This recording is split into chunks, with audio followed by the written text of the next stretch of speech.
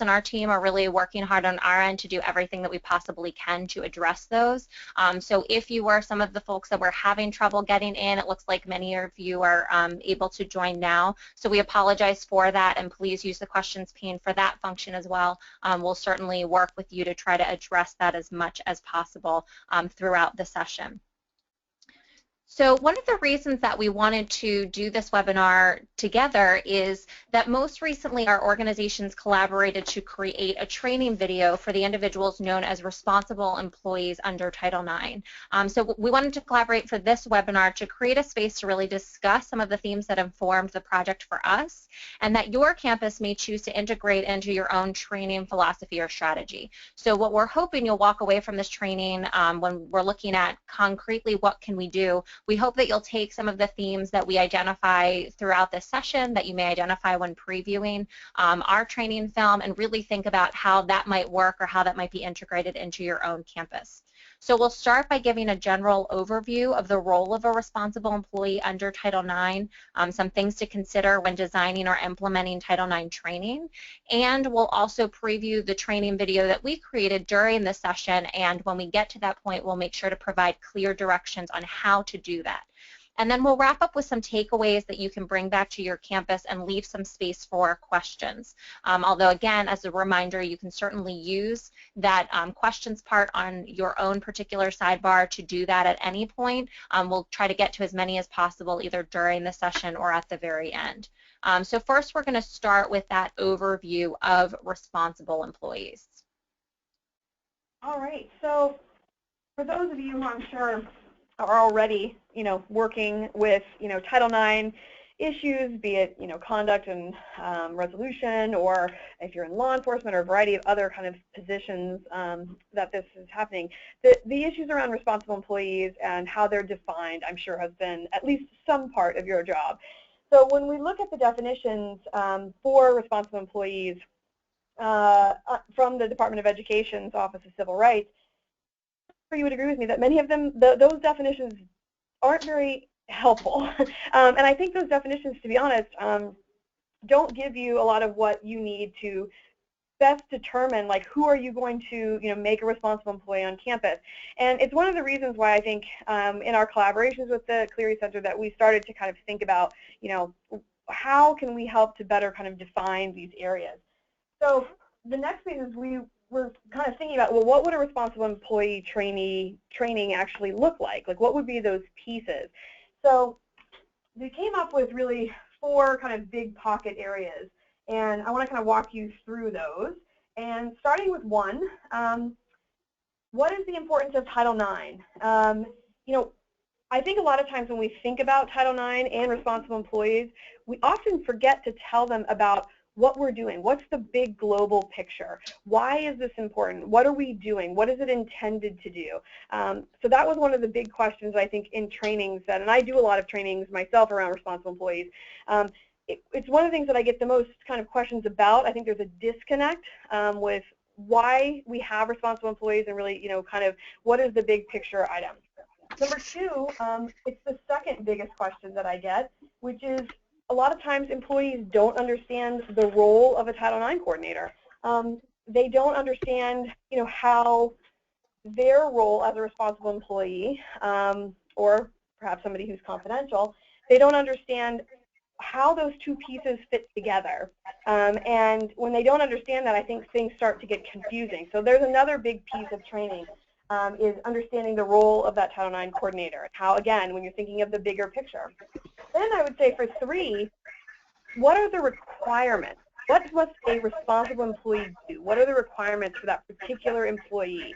And, kind of laying out, there has been some guidance on that, and kind of thinking through, how do we talk about those pieces? How do we tell employees, what are those specific requirements? And then lastly, number 4, there's always other kind of training considerations that you have to kind of think through. And honestly, as a trainer, it's something that when I speak to campuses, you have to spend a lot of time figuring out what those pieces are. So just for instance, I get a lot of questions on, like, we have a lot of different audiences, right? We may have student employees, and we may have, other, when we have faculty and staff, when we have student employees, would we train them the same way? We also get things about kind of how detailed should we be about our resolution process with this audience, and does that change based on who the audience is again? So there's a lot of different pieces that I think you have to kind of consider as you're putting together this responsible employee training. And I'm going to throw it back to Abby at this point, because she's going to talk to you a lot about kind of the context of how we kind of collaborated on this project around responsible employees. Great, thank you so much, and thank you participants for your patience. I know we were still having some technical difficulties with GoToWebinar, some of you unable to see the slides from the beginning. Hopefully that has now changed and you're able to see all of the content, but again, please use that questions pane if anything's coming up on your end so that we can quickly address that. So you'll notice there was a little bit of a slide switch since yesterday, because as we were walking through this webinar and preparing for this webinar, we really realized that we wanted to kind of take a step back before we move forward with some of the content and talk to you a little bit about why this video was created and what drove the content on our end. And the reason for that is we really think, regardless of whether or not you choose to use this particular resource, we think that the content or the structure and some of the ideas that we've utilized in this film might be useful to your own campus. So kind of the heart of this film started from a project that we did a few years ago as part of our Clery Center Collaborative program, and that's a learning membership program in which teams of individuals really spend time on campuses, really spend time enhancing their own approach to the Clery Act and how they work as a team in order to implement specific resources and processes on campus. And so as part of that program, we had created a CSA training video that we were using with members that was more structured as just a webinar format in terms of training. And what we heard from members, they were saying this is working with some of our professionals on campus, but when it comes to campus security authorities under the Clery Act, we know that students can fall in that category. And they were saying that for the students that we're working with, for example, resident assistants, that the kind of content and the structure of the video really wasn't resonating with them. So we had to go back to the drawing board, and what came out of that was our Campus Security Authority training video. And what we were hearing after that was released and after many campuses started to implement it is this point or this question of, is there anything similar for responsible employees? We really want to look at some of these same concepts, but in relation to Title IX and how that plays a role. And so that's where, for the Clery Center, anytime we do anything related to Title IX, we always loop in with our colleagues at the Victim Rights Law Center, because they really are experts in this area, doing this work all over the country, and especially kind of seeing some of the challenges that institutions are facing around Title IX and in training responsible employees and preparing them for their role. So the video that we created was not intended to identify responsible employees. So that list of people that Lindy went through in the beginning, the goal isn't to identify who those people are. That process should certainly have already happened on the campus, but really instead provide training on what's expected of those individuals. And so when we looked at what that training would look like, there were a couple of things that we considered that we want you to think about when designing training on your campus. Again, whether or not it's using the resource that we're going to preview here today, the concepts are things that in our trainings and the work that we're doing, we think is really relevant and helpful to institutions. So the first part and kind of the core area that we thought about is the why we do this work. And so one of the things that we hear quite frequently when working with institutions is that when it comes to training responsible employees or campus security authorities under the Clery Act, there are a number of different people that fall within that role. And so the why of why they're doing that work tends to be really important, because we know that kind of the overarching theme is that it is a federal requirement, but we also know that the why is so much more than that. So for example, in our CSA video, we told the story of Jean Clery and how Jean Clery was killed on her campus, and Connie Clery, her mother's work towards changing campus safety and all of the kind of time and effort that went into that, and how campus security authorities play a critical role in making sure that people on the campus have the information and support that they need. And so when we were looking at responsible employees and we were looking at how do we translate or how do we think about this concept for responsible employees, one of the things that we set as a priority for any of the work that we do is how do we communicate the why. And the why in this instance is that this law exists because we know the impact of sexual violence. We know how it can affect the individuals on our campus. And we know that the role of responsible employees exists because they are the trusted people on the campus. So someone who comes forward and discloses that sexual violence occurred to them may not go automatically to campus police or law enforcement or campus security. They might go to someone that they know and that they trust, that they expect is going to be able to help them. And so we wanted to first think about, why is the law in place? Why is this group of people, responsible employees, so special or important? And how do we make sure that we communicate that? So when you're thinking about designing training on your own, or what type of training you use, think about, does the information that we share go beyond the you have to do this, to really speaking to why that the person as an individual is so important to the process.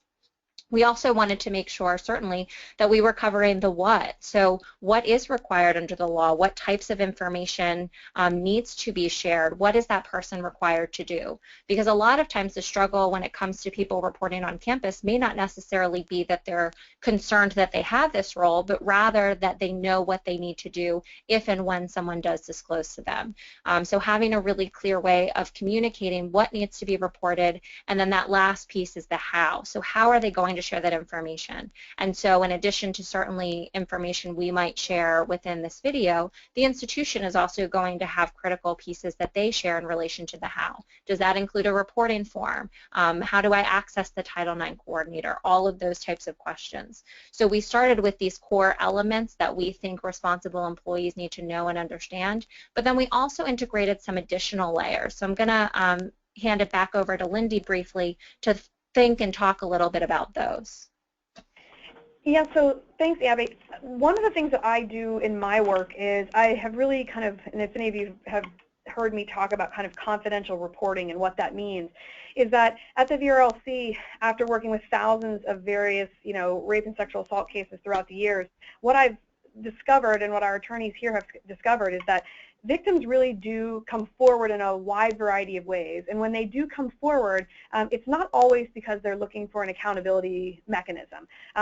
When they come forward, sometimes it's because they're in crisis, or they have a particular issue with either mental health or physical health, or they're concerned about, failing out of a class, or, they're concerned about losing a scholarship or something like that, or safety concerns, but they are not necessarily looking to go through an accountability, a resolution process, or going to law enforcement at that juncture. What they're originally looking for is just to try and access some kind of resource or service that will help stop the crisis.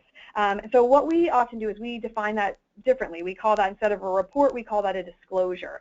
And one of the things that when I think about responsible employees and what they're really responsible for, is I think of them in many ways as somebody who can help students, educate them on what their rights are. Now, it's not to say that they're going to be kind of out, telling everyone this is what you can do and all you can, all these different pieces. But one of the things that was really important to me about the video was that we were able to kind of talk through different ways that responsible employees could ensure that the person in front of them, or even proactively the that they interact with, would know that they had different options, not necessarily walk them through every one of them.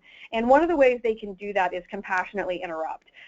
One of the ways that a faculty member or a staff member or somebody who, or an RA for that matter, or whomever on your campus is or is not a responsible employee, what they can do is often kind of stop, in a measured way, and say, hey, I just want you to know this is my role. So when we get into the video, we tried to make sure that that compassionate interruption was a key part of how responsible employees learned or were trained, so that they would know that it's okay to, kind of make sure that you have the person in front of you understands what all their options are. Absolutely. And so some of those themes that we just talked about, you'll certainly see as you watch the film and preview the film. So some of the things just to think about as we go through it, and as you're thinking about maybe your own questions or things that you'd want to discuss once the film is over, is just looking for how some of those themes are represented. So how is the how of this work communicated in terms of why responsible employees have that role? How does the film talk about what responsible employees are expected to do and how to share that information? So at this point, what we're going to do is we're going to screen the film, and you're going to do that using the link that's going to be placed in the chat box to your right. What's going to happen is that it's going to open a separate Vimeo page. So please do not close out of this webinar. You're going to want to keep it open. The only reason that we're doing it on a separate Vimeo page is that if we screened it through GoToWebinar, there would be a delay and it would cause the visual and the audio to be out of sync, and that's certainly going to be frustrating as you're trying to watch the film. So this process is going to be easier and clearer so that all of you can easily access it. So again, once you click on that link and you go to the Vimeo page, you're going to put in that password that's listed on the screen. So the hashtag or pound title 9, and you're going to watch the film. Make sure that you're using the appropriate capitals, so you'll notice that 9 and the capital T in title is capitalized to make sure that you are able to get through once you're on the Vimeo page, and we're all going to watch the film at the same time. If you have any challenges while you're trying to screen the film, please just let us know using that questions pane and we'll help as much as possible. But you're going to hear us go quiet on this end so that we're not talking all through your experience of watching the film.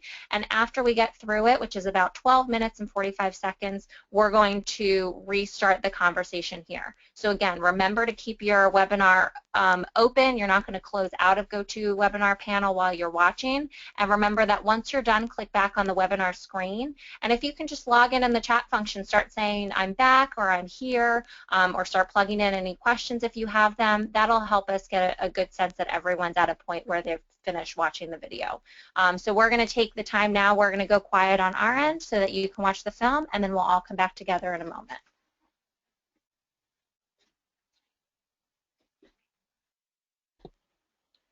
All right, so it looks like most of you had a chance to finish watching the film. Thank you so much for letting us know that you were back in the room. For those of you who are wrapping up, hopefully you can maybe take away some of what we're sharing, and you still have access to that link for the next 24 hours or so you can pause it and kind of listen to the rest of the discussion and revisit that if you need to. So a couple of things coming up, a lot of different questions about the resources that we have available in relation to this and how to access that film if that's something that seems like a good fit or a good resource for your campus. So this webinar was just meant to be a preview of the film so that you can see it and kind of compare it to the types of resources you want to put in place on your campus. So the recording won't have a copy of the film itself, but we do have that available on the Clery Center's store page, so you can certainly access it in that place as well.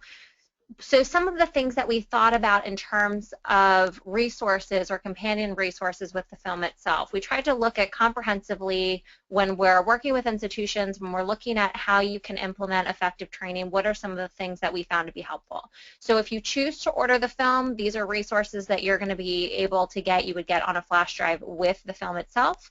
But even if you choose not to, here are some other resources that you might think about developing for your campus specific to your own campus needs.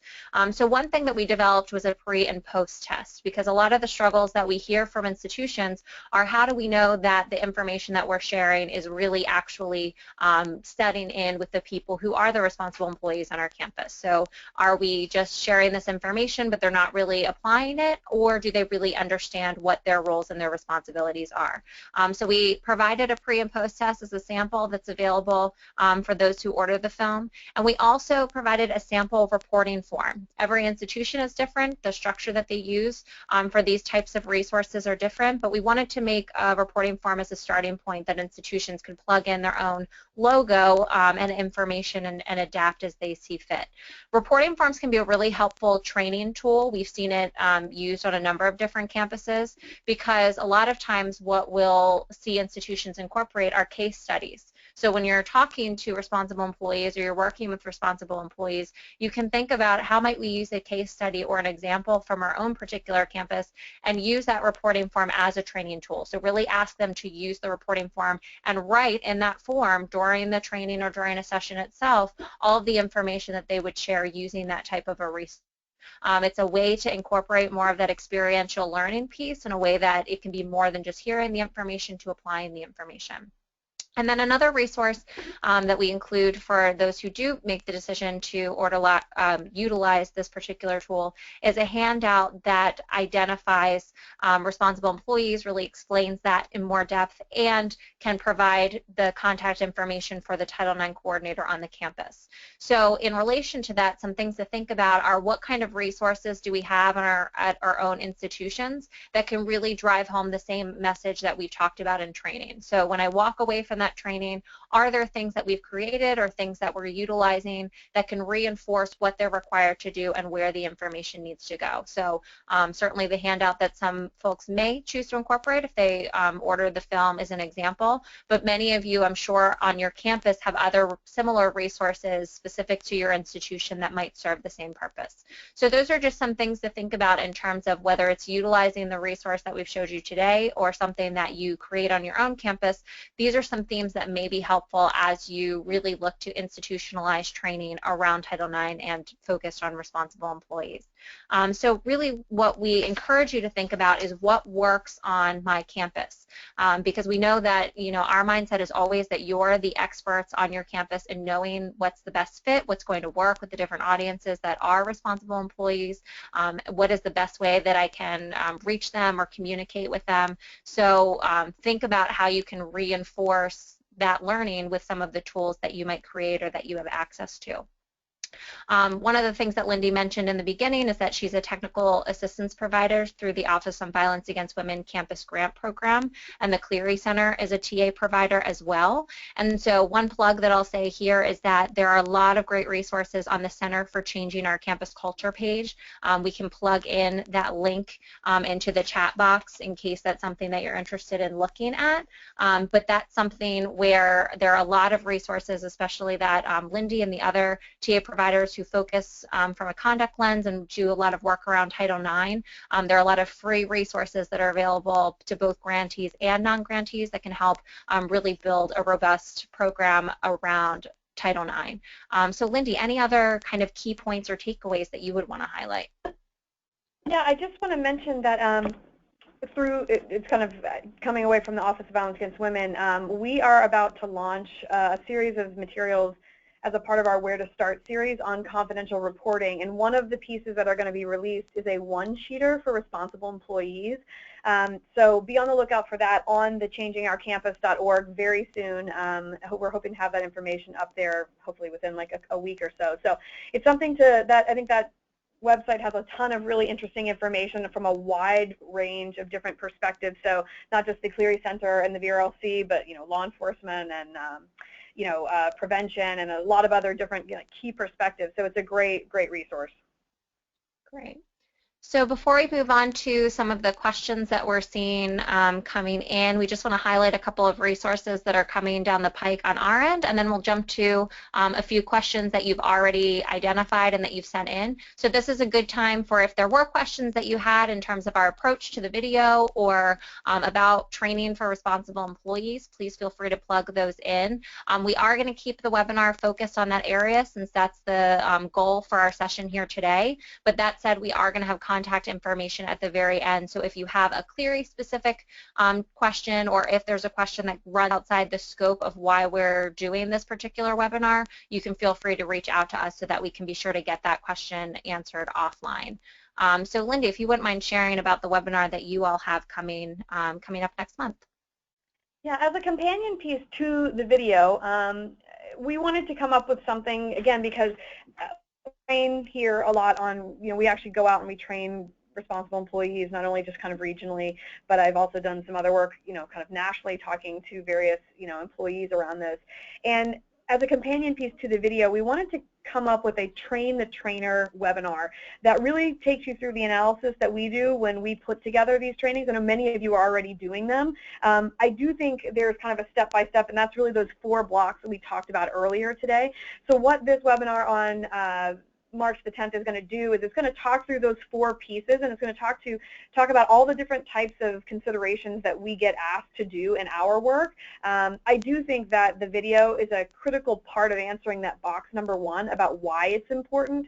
I do think there's additional training that can be done around the role of the Title IX coordinator and the requirements, and that's what that webinar does. It kind of talks through kind of how what training in a box, like all these different pieces, how you could put them together. So we're excited to do that. Great. And then for separate, since I'm noticing there are some Clery specific questions that are coming in through the chat box, even though that's not the intention for this webinar, we do have another webinar coming up next month as well for the Clery Center that's focused on identifying and training campus security authorities. So that might be a good fit to be able to address some of those areas that you might be looking at from a Clery lens. One of the comments that we saw from participants is really looking at, they mentioned it might be helpful to talk about other crimes. So one of the kind of key distinctions that we see with that intersections between the Clery Act and Title IX is that Clery is a lot broader and captures other crimes on campus in terms of statistical reporting or the alerts that you might send to your campus. So if that's something that you're looking to learn more information about and you're looking for a good starting point, I would direct you to our Clery Center YouTube page. We have a lot of free webinars, and a good one to kind of start to think about this intersection between the Clery Act and Title IX and some of the differences would be to look at the webinar that Lindy and my colleague Allison did for National Campus Safety Awareness Month in September. So I would point you to that resource because that webinar, and it was a free webinar recorded, you can access it at any time. That resource really dives in some of the differences and certainly addresses the other crimes.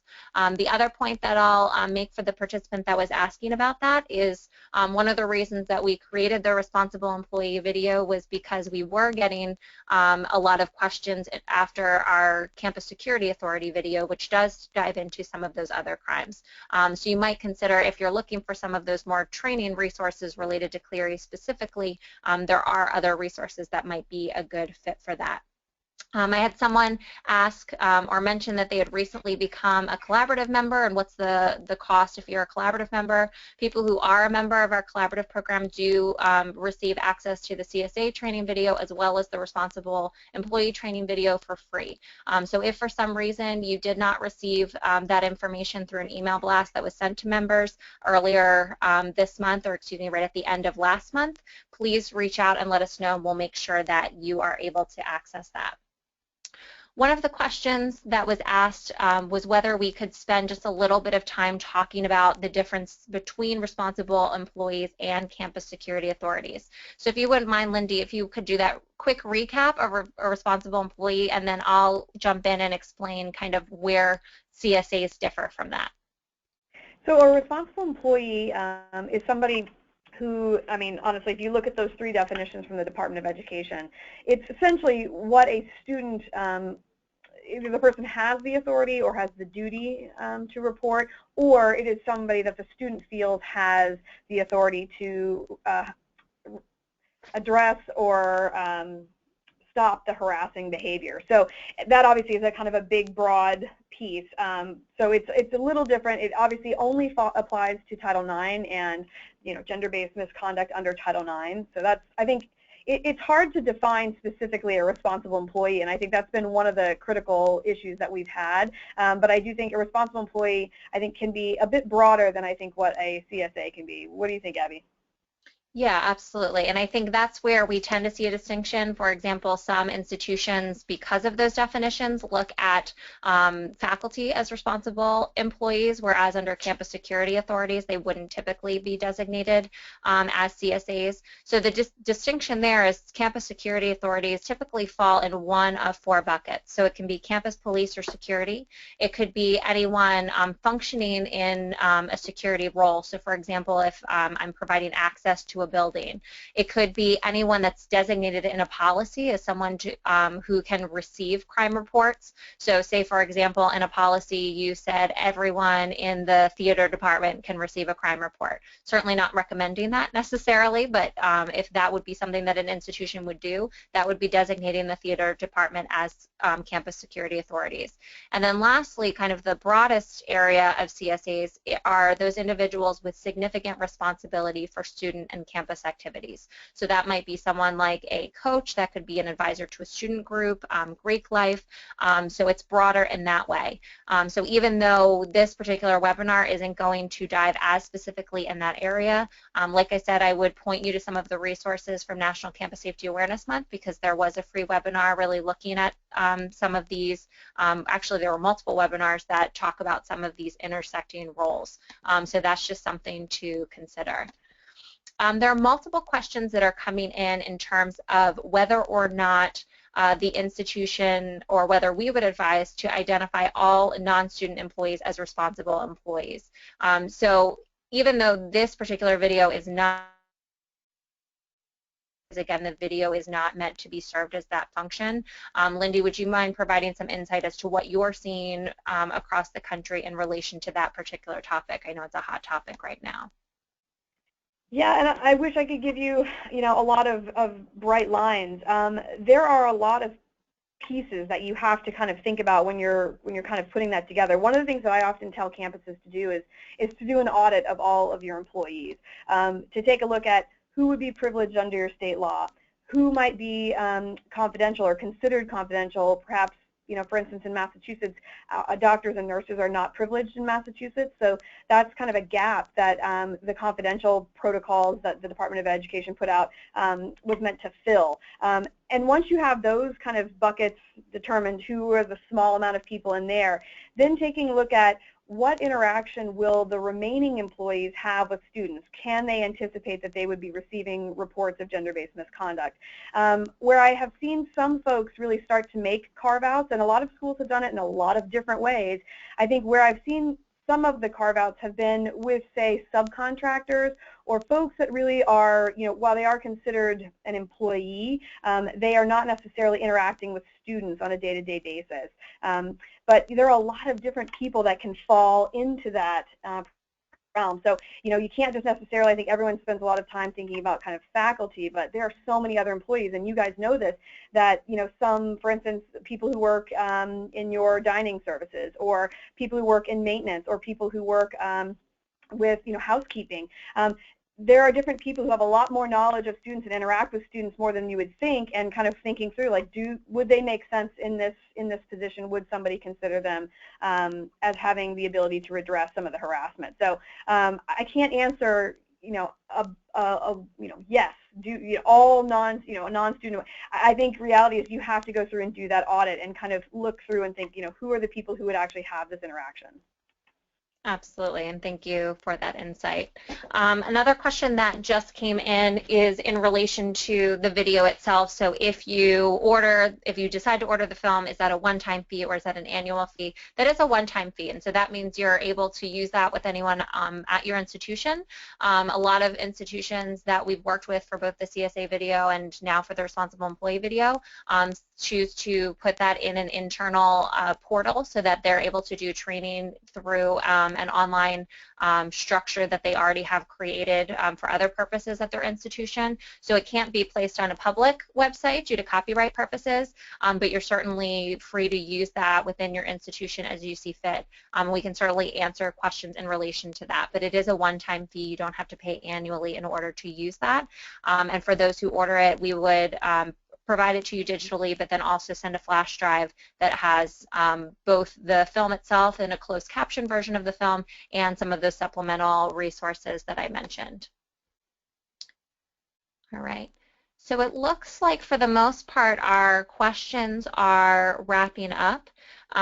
So one of the things that we wanted to make clear is that there are a lot of other resources that are available through both the Clery Center and Victim Rights Law Center. I know some of your questions were going beyond just training responsible employees, but also into other areas in relation to Title IX and how you implement this on your campus. A couple of folks asked if we could email the PowerPoint slides. In the email that you received yesterday with some of the resources, you should have a copy of those PowerPoint slides. But if for some reason you do not, please do not, or please let us know and we can make sure that we're getting that to all of you. So I just want to take the time to thank Lindy and to all of you for joining us today. Again, we apologize for some of the technical difficulties we were having in the beginning, but luckily it looked like the system worked itself out.